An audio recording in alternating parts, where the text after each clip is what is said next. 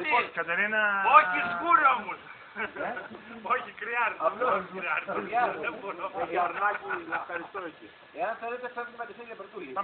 Εάν γουστάρετε να δείτε και άλλη φύση, σας πάω μέχρι το Χαλίκι και μετά γυρνάμε να πάμε Περτούλη. Μπράβο έτσι. Όπως ξεκινήσαμε να πέρα Χαλίκι, όπως Περίμενε. Χαλίκι την ώρα Θα φύγουμε από ώρα. Θα φύγουμε γύρω στα 25 λεπτά πίσω. Άκυρο, Μισή ώρα και εδώ 35 λεπτά πάλι. 35 λεπτά. Τι ώρα είναι τώρα?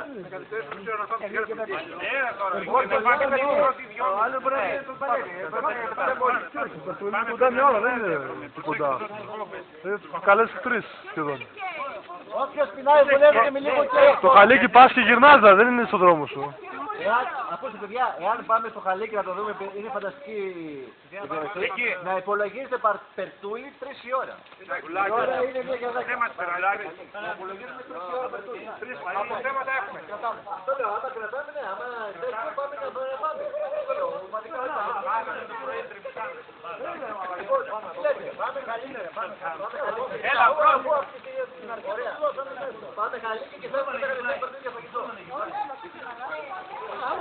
Τα κομμάτια ετοιμάζονται. Α, όχι, επίσης εντάξει, δεν το έχουμε δει. Όχι,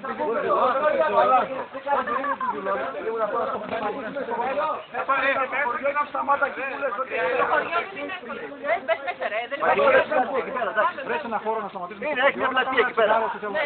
Πάμε στην πλατεία και να φύγουμε, αλλά λέει μετά και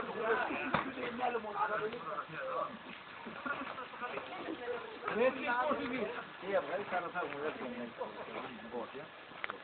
δεν